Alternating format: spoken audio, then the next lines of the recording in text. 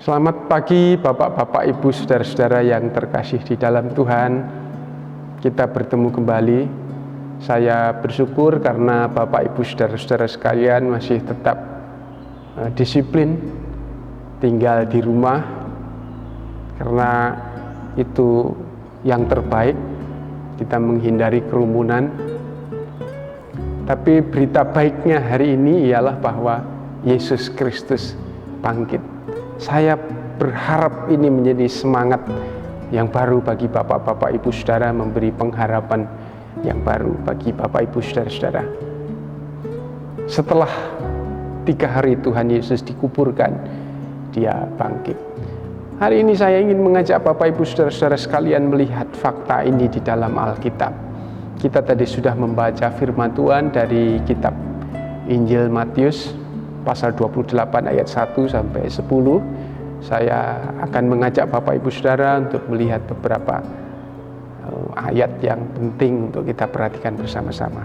Tapi sebelum itu marilah kita berdoa kepada Tuhan. Bapa yang baik yang kami kasihi dan kami kenal di dalam Yesus Kristus, kami ingin belajar firman Tuhan. Kami siap Tuhan, berbicaralah, jadikan hati kami menjadi tempat persemaian yang subur supaya benih firman Tuhan dapat tumbuh dan berbuah dalam kehidupan kami. Kami serahkan saat ini dalam tangan kuasa-Mu, kami memohon pimpinan Roh Kudus. Kami berdoa di dalam nama Tuhan Yesus. Haleluya. Amin. Bapak-bapak, Ibu, Saudara-saudara yang terkasih di dalam Tuhan, orang-orang yang menangkap Tuhan Yesus, menyiksa, menyalibkan Tuhan Yesus, mereka menguburkan Tuhan Yesus dan mereka memastikan bahwa Yesus harus tetap ada di dalam kubur.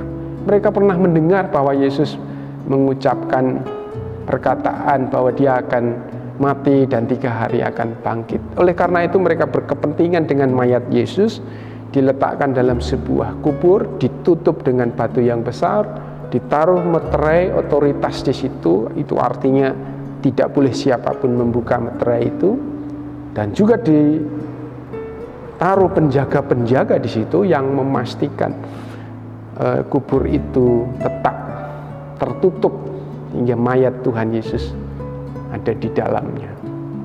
Tapi saudara-saudara yang terkasih dalam Tuhan, pada hari ketiga, yaitu minggu pertama, pagi-pagi sekali, perempuan-perempuan Ibu Maria dan Maria Magdalena datang ke kubur itu, dan mereka terkejut karena malaikat Tuhan datang dalam gempa yang hebat, menggulingkan batu penutup kubur itu, dan Tuhan Yesus bangkit. Penjaga-penjaga yang menyaksikan itu ketakutan, wajah mereka seperti orang mati, kata firman Tuhan. Lalu malaikat itu menemui perempuan-perempuan itu dan dia berkata kepada mereka di dalam ayat Alkitab pasal 28 ayat 5-6, janganlah kamu takut, sebab aku tahu kamu mencari Yesus yang disalibkan itu. Ia tidak ada di sini, sebab Ia telah bangkit, sama seperti yang telah dikatakannya. Dan betul saudara, sesungguhnya Yesus memang bangkit. Ia kemudian menampakkan diri kepada murid-muridnya.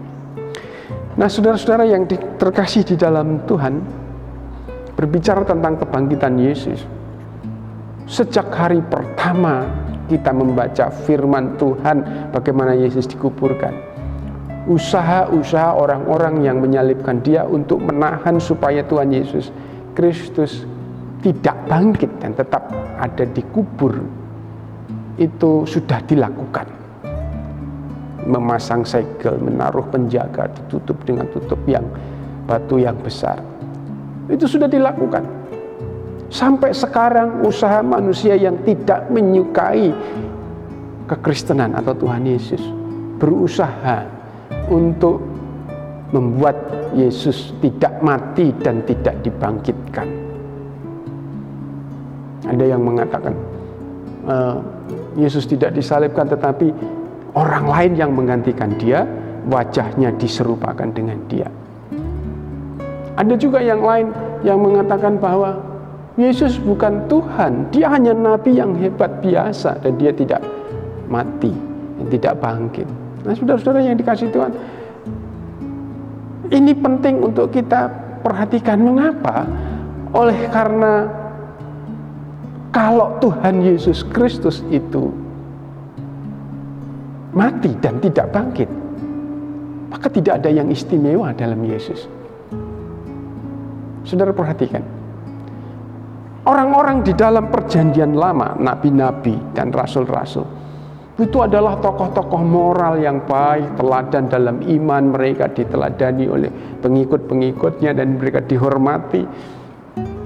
Mereka orang-orang yang hebat, orang-orang yang besar. Tapi saudara perhatikan dalam semua perjanjian lama, orang-orang itu mati dan tidak bangkit. Itu artinya bahwa mereka itu, sekalipun mereka menyandang gelar atau membawa perintah Tuhan sebagai nabi, tapi dia adalah manusia saja yang mati di atas, yang mati dikuburkan dan tidak berdaya setelah itu. Tapi Yesus berbeda. Pada waktu Yesus disalibkan dan dikubur 3 hari, dia bangkit.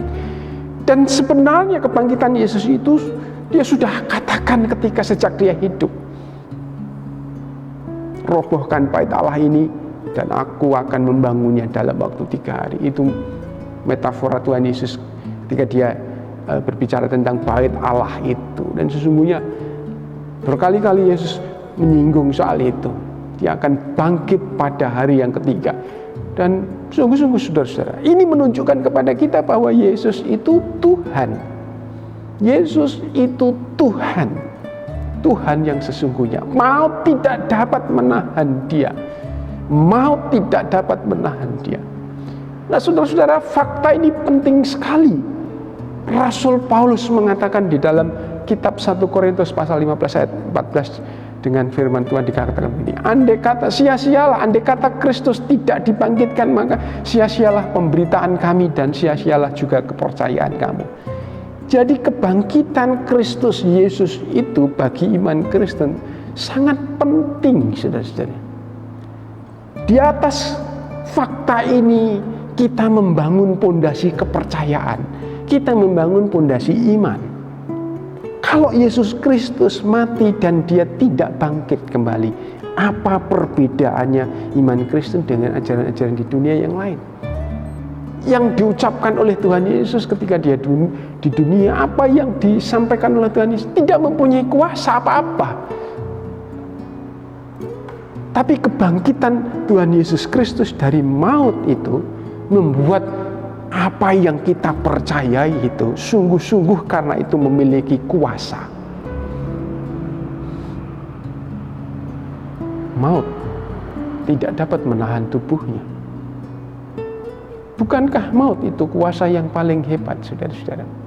Saya sudah menyampaikan beberapa waktu yang lalu. Di dunia ini, maut adalah kuasa terhebat. Sehebat apapun manusia, sepandai apapun dia, setinggi apapun dia mempunyai kedudukan sosial di tengah-tengah masyarakat, pada waktu maut datang menjemput, semua itu tidak dapat menolong dia. Dan pada waktu orang itu mati, dia akan ada di dalam kubur dan tetap tinggal di sana. Maut mengalahkan kehidupan manusia itu. Tapi kita melihat Yesus, dia bangkit dari kematian. Dia menunjukkan bahwa kubur itu, kuasa yang paling hebat di muka bumi itu tidak berdaya dan sudah ditaklukkan. Itu berita besar. Nah saudara-saudara yang terkasih dalam Tuhan, maka ini membawa kita kepada satu perspektif dan kepercayaan yang hidup hari ini. Banyak sekali di dunia ini orang menaruh harapan bukan kepada Tuhan, tetapi kepada apa saja di dunia ini selain Tuhan yang nampak. Saudara-saudara yang dikasih Tuhan, banyak orang yang percaya bahwa kalau dia bisa mempunyai tabungan, uang yang banyak, mempunyai resources yang banyak, dia merasa aman dalam hidup ini. Banyak orang yang berpikir bahwa kalau dia sudah menjadi orang yang hebat dengan kedudukan yang tinggi, dengan pangkat yang tinggi, dia akan merasa hidupnya aman, masa depannya terjamin. Banyak orang yang mengandalkan bahwa kalau dia memiliki banyak koneksi, relatif dia menjadi merasa aman. Tapi saya mau katakan, Bapak-bapak, Ibu, saudara, hari ini Tuhan menguji kepercayaan itu. Saya yakin dan percaya apa yang sedang terjadi di tengah-tengah kita dengan virus corona itu, Tuhan melihat, tidak mungkin dia tidak mengerti. Tetapi mengapa itu terjadi di antara kita, di tengah-tengah kita? Saya kira itu bagian dari sesuatu yang sedang terjadi untuk melihat kita. Mari kita bersama-sama, apa yang kita andalkan dan kita harapkan dalam dunia ini, saudara-saudara. Semua hal yang kita andalkan di dalam dunia ini ternyata tidak berguna ketika virus itu datang. Kita harus diam di rumah sendirian, tinggal sendirian, tidak bisa bekerja, tidak bisa beraktivitas, tidak bisa melakukan apa-apa. Kita tidak bisa mengandalkan siapa-siapa. Bahkan konon katanya orang yang meninggal karena virus, dia harus segera dikuburkan, orang lain tidak boleh mendoakan dia upacara agama dan sebagainya, saudara-saudara. Dalam kesendirian itu orang diperhadapkan kepada satu fakta bahwa semua yang diharapkan di dunia ini tidak dapat menolong dia. Tapi Yesus, dia hidup dan dia bangkit. Saudara-saudara yang dikasihi Tuhan, itulah keindahannya. Mari kita renungkan bersama. Yesus sudah bangkit, dia bisa mengalahkan maut dan dia hidup kembali bersama dengan Bapa di surga. Saudara-saudara yang dikasihi Tuhan, apa yang bisa diperbuat oleh virus? Yang paling hebat yang dia bisa perbuat adalah membuat seseorang mati. Dan kalau sudah mati, selesai. Tapi yang diperbuat oleh Tuhan Yesus, dia bangkit. Orang-orang yang mati di dalam Tuhan dibangkitkan. Maka kita harus menaruh harapan hanya kepada Yesus. Karena Yesus adalah Tuhan. Bukankah itu indah? Mari kita berdoa. Bapa kami dalam surga, terima kasih karena Tuhan sudah memimpin dan Tuhan sudah memberkati kami semua. Kebangkitan Tuhan adalah kemenangan kami, bagi kami semua. Karena maut tidak dapat mengikat tubuhnya, dan karena itu sesuatu yang mustahil Tuhan sudah terjadi, yang melampaui semua akal dan pengetahuan, bahwa maut, kuasa yang paling hebat di dunia ini, telah ditundukkan. Karena itu kami percaya semua yang Tuhan ajarkan di dalam firman Tuhan adalah hidup, ya dan amin, berkuasa atas hidup kami, mengubah hidup kami. Kami ingin menyerahkan semuanya ke dalam tangan kuasa-Mu. Dalam nama Tuhan Yesus Kristus kami berdoa. Haleluya. Amin. Terima kasih. Selamat pagi. Tuhan memberkati.